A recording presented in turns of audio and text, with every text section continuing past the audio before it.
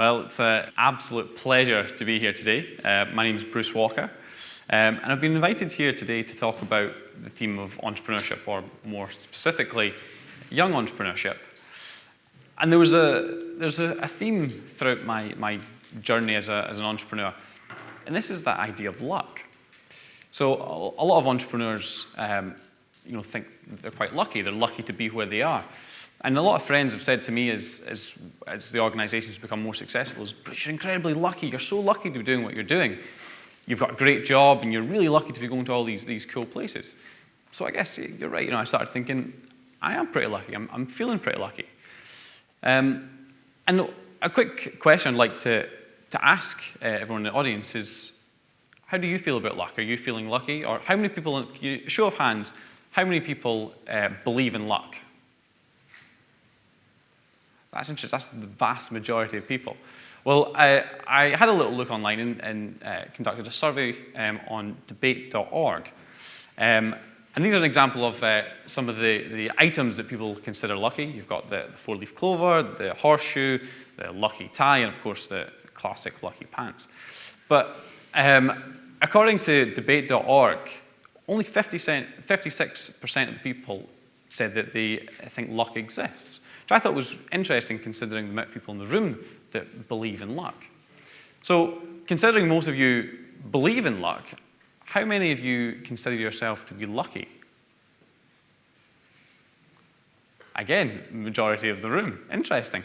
Well, according to debate.org, the vast majority of the general population, only 29% of them consider themselves lucky. And I think that was quite staggering for me, that 71% thought they were unlucky. So what happens when you feel unlucky? You're more likely to be unlucky. And I wanted to pull this back to business and back to entrepreneurs.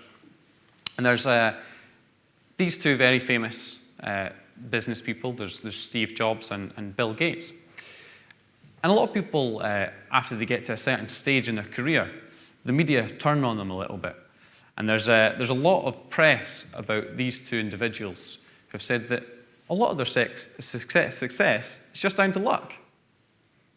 Bill Gates was incredibly lucky. He pretty much grew up with a computer his entire life. He was one of the only people to be near a supercomputer his entire life. So he was bound to be a really successful entrepreneur in the technology industry because he always had a computer. Steve Jobs, well, he's just incredibly lucky that he met Steve Wozniak. People say that Steve Jobs, he didn't know how to code. Wozniak was the brains behind it. Jobs was just the face. But what they start to forget is they start to discredit all the work they've put in over their long career, the hard work they put in. So I wanted today to give you my perspective on luck and how I think it influences my life, my journey, the entrepreneurs that we work with all over the world, and how that affects them. And I think that Sir Richard Branson makes an interesting contribution to this discussion, this debate. He says that the people and businesses that are generally considered more fortunate or lucky are the ones who are considered take the greatest risks. And by admission, they are also the ones that often fall flat on their face and fail. That's because success often creates more success, but success can also create failure. They come hand in hand. You can only really succeed if you've experienced some kind of failure. I certainly know that I've definitely failed in my journey. In fact, when I first left school, I tried to start a business, and I very naively went into a sector of the market which was hugely crowded and hugely competitive. But at 17, I didn't know that. I thought I was going to give it a punt, and lost loads of money, several thousands of pounds at 17. Which actually happened to be the money my parents had saved from my university. So you can tell that they were absolutely thrilled when I said, yeah, I'm sorry, Mum, I've spent all that money. But I've also had a lot of success. We've now built an organization which helps people all over the world to start a business. We've created deals with some of the biggest brands in the world, and it's incredibly enjoyable to help and support entrepreneurs, and it's certainly a lot of fun. But that only happened because of a lot of hard work. It wasn't necessarily because it was down to luck. And I think that there's 5 key areas that I think contribute to being more lucky or success.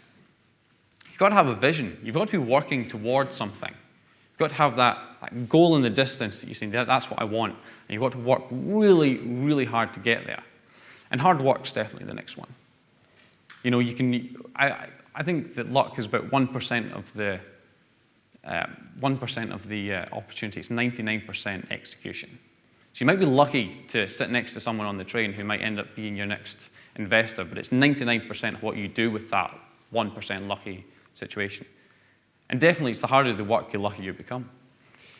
And people, you've got to have great people behind you. That's the linchpin of what makes you successful. Or, if the wrong people can really hinder you. But if you get the right people behind you, then your luck starts to increase quite considerably.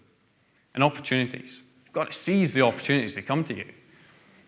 That's what makes you lucky. That's what makes you successful. When an opportunity comes your way, you don't pass it by, you seize it. You have to go for it. And happiness. Sometimes overlooked. You've got to be happy in what you do. You've got to enjoy what you do. I have great fun in what I do. And that's why I'm happy to get up every day and work really hard to get it.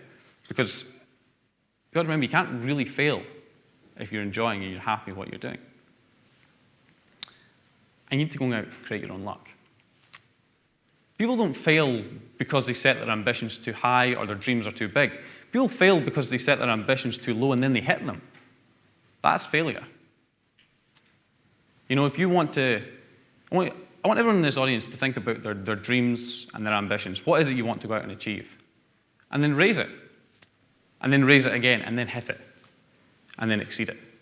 Because that's the only way you're really going to create your own luck. Do you want to sign that new client, or get that new car, or that new job? What is it you want to achieve? There's no one stopping you but you. You need to go out there, and you need to seize it, and create your own luck. Thank you very much.